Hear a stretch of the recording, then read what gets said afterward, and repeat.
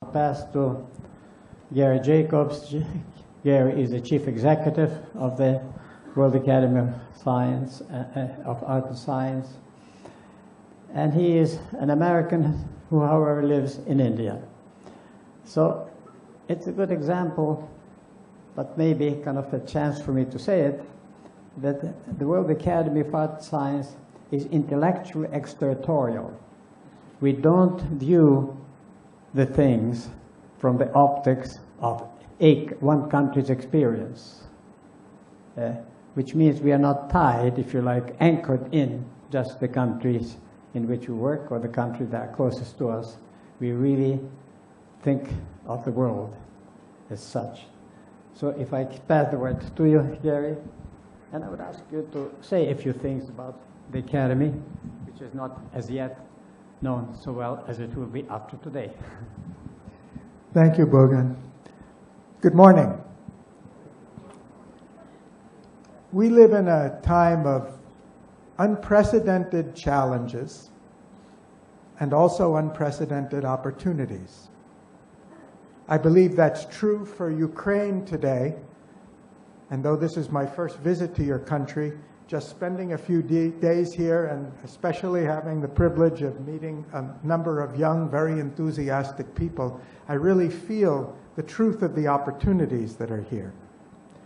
The World Academy was founded in 1960 for a similar reason, by people who had been instrumental, somewhat inadvertently instrumental, in unleashing the genie that is still hanging over our heads so many decades later. Ivo already mentioned Robert Oppenheimer, Albert Einstein, Bertrand Russell, Joe Rothblatt, who was also part of the nuclear team and dropped out in protest when he saw where this was going. But all of them feeling categorically, unanimously, that after the nuclear weapon had been used, we've really got a problem on our hands and we have to do something about it. And scientists cannot sit back passively and say this is not our responsibility. So the World Academy, unlike maybe many other academies in the world, was specifically set up not to study disciplines, not to promote disciplinary science and art, but to look at global social problems and look for solutions to them. And we continue to be occupied with that over this last 55 years. And today we feel we see a time of unprecedented complexity in the world. We've never had this type of complexity. We've never had this kind of change, rapid change. The world, as we all talk about, is becoming increasingly globalized. And all of this, the speed, the complexity, and the geographic reach increases the challenges that we face. Ivo mentioned some of those challenges, and slide, please. This is just a summary of those that we can all easily recognize: the financial crisis, the persistent poverty, the ecological crisis, the fact that we still have nuclear weapons after so many decades, the failure of our institutions of global governance. We really are a world in which nobody's in charge, and that's pretty frightening considering all the work that we have to do. So the question is, what's the solution for us? Is there a solution for us? Is anybody presenting a way out that we can really handle the challenges? No, but go back, please. Sorry. When we look back to what happened at the end of the Cold War, I think it's pretty clear now that we missed a remarkable opportunity. Certainly, in many respects, the world is radically different and radically better than it was at that time. But still, we could have done much more if we had had the transformational leaders that we need to take us into the future. We could have gotten rid of these nuclear weapons. We could have really moved towards a much more global, democratic system of global governance than we had at the time or that we have today.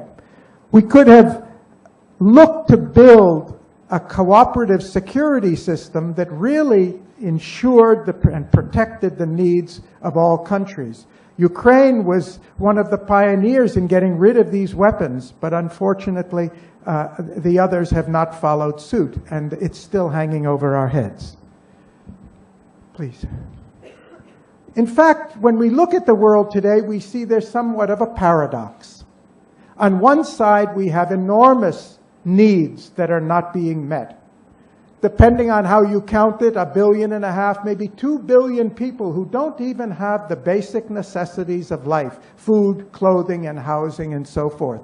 On the other side, we have about $225 trillion in global financial assets, most of it circling the globe every day looking for a speculative return for its owners. And yet, less than 20% of that money is actually being used to support the real economy of the world, to create jobs, to produce the goods and services we need. So anyone who tells you that we don't have money, it's not true. We've got tons of money. In fact, the excess surplus money is the cause of our problems. It's the cause of the speculation in exchange rates, the rapid rise and fall in commodity prices and other things, because that money's not being used for what money was originally intended, and that was really to facilitate production and exchange between human beings to promote human welfare. So we've got this paradox. We've also got millions of people who need education, and my colleague Alberto Zucconi is going to talk about that in the next session. According to UNESCO projections, we need to create about 1 Harvard University every week for the next 10 or 15 years if we're to meet the aspirations of young people around the world for higher education. We have that capacity. We have the knowledge. We now even have, with the internet and the massive open online courses, the capacity to disseminate knowledge and education. But we not only need more education, we need a new type of education, which we're going to talk about. We've got a growing shortage and problems with the way we're wasting our natural resources. At the same time, work of our colleagues in the Club of Rome has shown that we can increase the productivity of the resources we have at least 5-fold. The energy resources and the other natural resources, including water. And if we do that, it's not a shortage that we have. What we have is an extravagant, wasteful, inefficient use of the scarce materials that are there. So we've got a list of needs that we're not meeting, and we've got a list of potentials, and there's a much longer list than this, that we're not fully utilizing effectively. So the question is, how do we remove this paradox? How do we use what we have more effectively to meet the needs that we have? And that's what we mean by a new paradigm. And the reason we're using an odd phrase called new paradigm and not just say we need a new strategy or we need better financial management or something else, because the present paradigm is based on a set of beliefs. It's based on an intellectual framework. It's also based on a, quote, social scientific framework that this is the way society works. We have a special project on the need for new economic theory because we still have, and my apologies to economists in the room, but we're still working on economic premises essentially developed during the Industrial Revolution, essentially inherited from the period of science in which Newton was looking for universal laws of nature, that the scientists should study, identify those laws, and organize our behavior accordingly. But we're talking about human society. We're talking about conscious human beings. We are not subject to the universal laws of nature in the way we run our economy. We're subject to the society we make, the society we create. We can change the rules. We can make it better. It's not necessary that we have large and rising levels of unemployment. It's not necessary that we have exorbitant inequality in the distribution of incomes and wealth. It just happens to be the way our society is structured today. So when we talk about a new paradigm, we mean there needs to be a more fundamental change, not just toying with the interest rates, not just more stimulus packages, government investment, not just more world trade negotiations between countries and things like that. No, we need to fundamentally re-examine the intellectual framework and particularly the values by which the world is being governed today, not just by governments, but by the way our whole society is working today. And that's what we need by a new paradigm. My theme is that crises are opportunities. Next. And history shows that that's true. In my own country, in the United States, back at the time of the Civil War, very few people realized that we came just about this close to breaking up the country, and probably if it had gone just a little the other way, we would have had more like the United States of Europe today, trying to figure out a way to get together and unify themselves into a federation, than the strong federal government that emerged at the end of the Civil War and that built the U.S. into a global economic, social, and then military political power over the next 100 years. It was a crisis that was converted into an opportunity. I mentioned in 1907 we had a great financial crisis. At that time, there was no Federal Reserve. As a result of that crisis, the U.S. Federal Reserve was created because we learned something from the crisis. In 1932, we had not only the Great Crash in 29, we had the Great Depression through the 30s, but in 32, 33, we had an extreme financial crisis. 6,000 American banks failed within a year or a year and a half. FDR, President Roosevelt, came to power and set in place what later became called the New Deal, which was really not just a way to stop a banking crisis, not just a way to handle the drastic unemployment that the U.S. was suffering from, but it was a fundamental new paradigm put under a fancy new word we call New Deal. He called it New Deal, we're talking new paradigm. Fundamentally, it was an attempt to humanize capitalism. Because up until then, capitalism was just a raw, rugged thing, every person for himself, and a lot of people were being left out. And the New Deal set in motion not only 70 years of financial stability in the United States and safety in the banks until we dismantled it in the last decade or so, but also unprecedented prosperity, growth and prosperity. So opportunities, challenges are opportunities. Crises often generate the energy we need for real opportunities. And that's what happened at the end of World War II when we created the UN. Unfortunately, we haven't finished what we started. That finally led to, after centuries and centuries of warfare in Europe, it led to the formation of the EU. The countries that had been fighting as enemies for centuries suddenly decided to come together. So the question today is, how can we leverage the pressure of the challenges that we face nationally, regionally, and globally to push through, to break through to a new paradigm, to get rid of the values and attitudes and ideas that are no longer relevant or sufficient to meet our needs?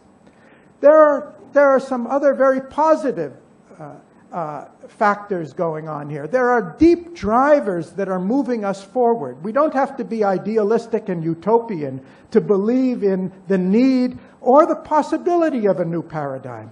Because with the spread of education, with the spread of democracy, with the spread of our connectivity, the world is changing radically and is going to change much more radically in the next 10, 20 years. The question is, when this opportunity comes, are we going to have the wisdom of leadership to use it, to convert that energy into something better, to build a better world out of it?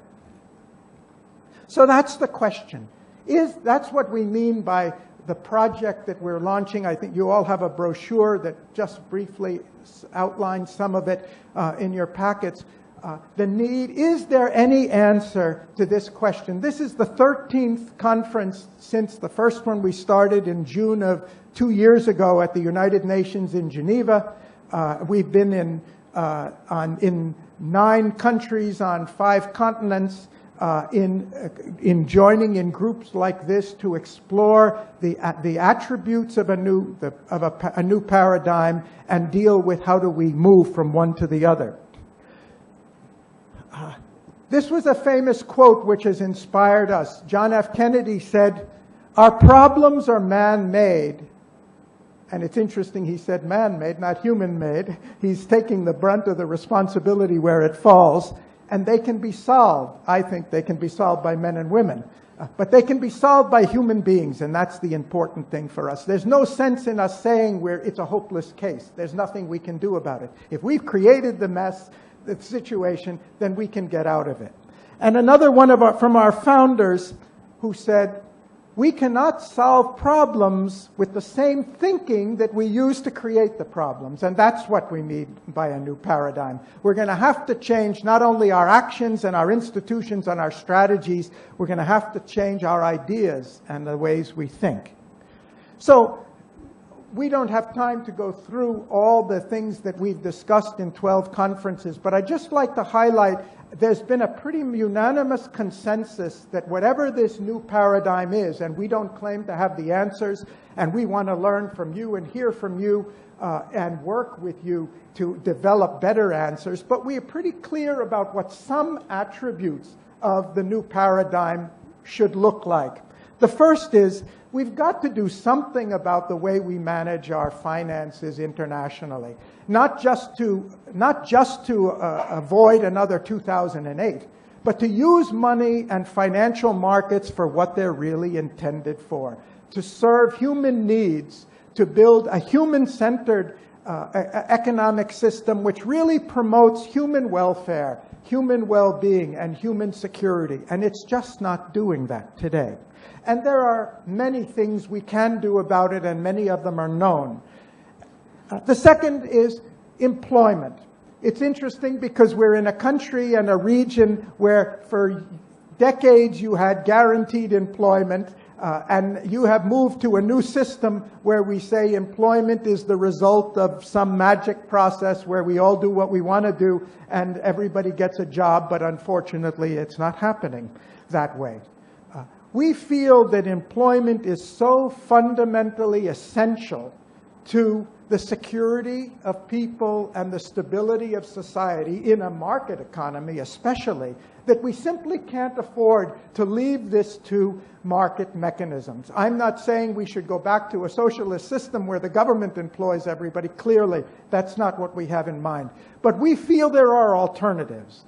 The high level of youth unemployment we have today, okay, just a couple minutes. High level of youth unemployment we have today is not necessary. There are many things we can do if we change our priorities that will equip youth and create more opportunities so that employment can be under control. But that's not going to happen unless we recognize legally that we have an obligation in society. If we're using a system which we call a market system, then we've got to be sure it works for everybody and not just works for a few people. And we have a special project on finance, we have a special project on employment, and we're even working on some pilots to show what can be done. I'm not going to go through all of the others, but I think you recognize these elements. These are things we think are essential. We've got to get rid of these nuclear weapons. We've got to change the way our global community governs itself and make it much more democratic than it is today. We've got to find solutions, and there are solutions to the ecological challenges. It's not that there aren't solutions, it's just that we're not implementing them. And education we'll come back to again.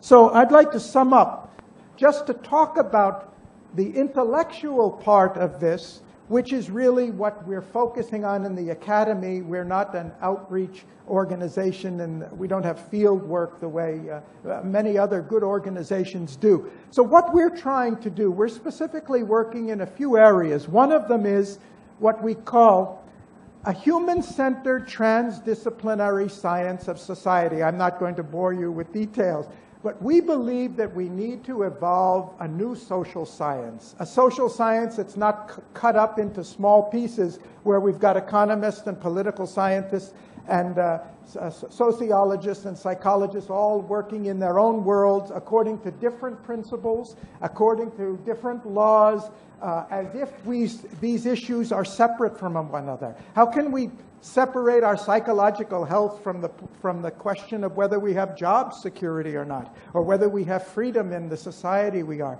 They're all interconnected. Okay.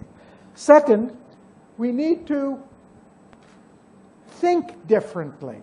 And by thinking differently, I mean we need to stop putting things in terms of this is good and this is bad, or we either choose a market or we choose socialism or capitalism or whatever it is. We either have freedom or we have security. These are all of the great scientific discoveries have come from being able to reconcile goals that appear, or phenomena that appeared to be independent of one another. We need much more synthetic thinking, or as some have called it, ecological thinking. Our education, I'm not going to spend a word on it because Alberto will do it, but our educational system needs to really develop not mass producing of the same type of people. We need more and more development of the creative individuality of people. And finally, we need transformational leaders, not just leaders who are going to get elected, not just leaders who are going to address the local incremental problems of today, but are going to really help us move toward a new paradigm. Thank you.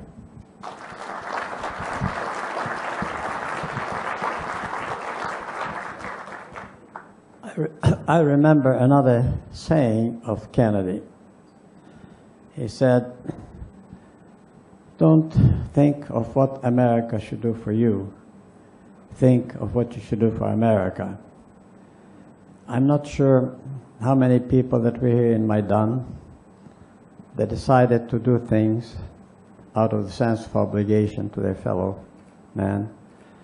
How many of the soldiers, volunteers that are now fighting in the East here? There are certainly not many probably that have heard that saying, but they've acted in that spirit. They're giving their lives out of sense of obligation. They're not asking what the country should do for me, but what in these circumstances, in this crisis of the country, they can do for. And there we are approaching our topic of the, I'll give it, or the theme of the conference. I'll give a shortened version of it. The world is helping Ukraine. Can Ukraine help the world? But we do have time for a couple of questions, and then we'll have a break. Anybody wants to raise a question? As usual, yes. He's known for raising the questions. There is a microphone, probably.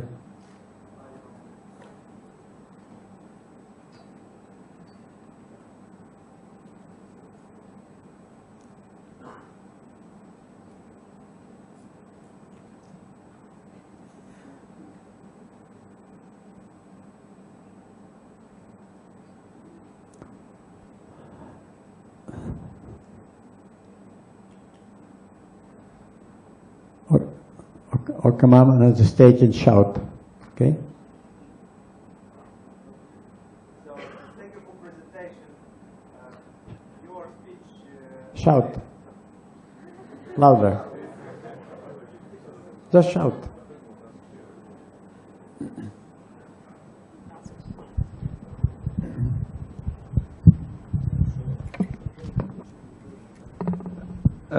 Thank you for presentation. The question is, you announced the obligation, I think, of the government to be responsible for employment. And you mentioned that that's not socialism, but this is an obligation.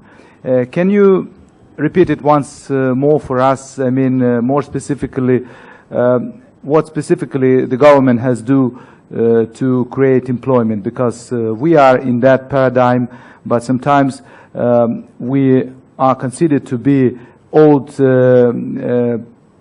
crooks of socialist ideology. But you mentioned this from America. Yeah, okay. Thank you.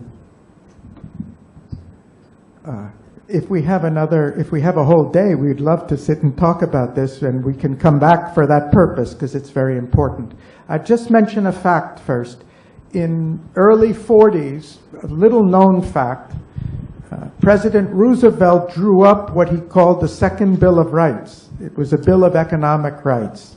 And the first item on his list was the right to employment. And his objective was, as soon as the World War II was over, he wanted to put this before Congress and get it adopted because he felt so strongly that these economic rights are essential. So this is not such a radical premise as it may sound. If we examine today the way employment markets work, the way we say, a simple fact is, all over the world, our employers are taxed for hiring people.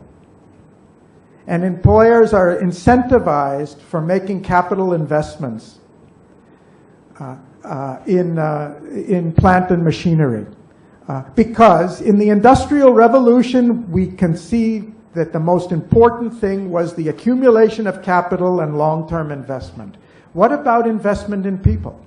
We still regard our expenditure on education as if it's an expenditure. We don't account for it as a capital investment to enrich and prolong our precious natural resource. So like that, there are innumerable points at which the existing system is biased against people and biased towards money, technology, not necessarily for anybody's benefit.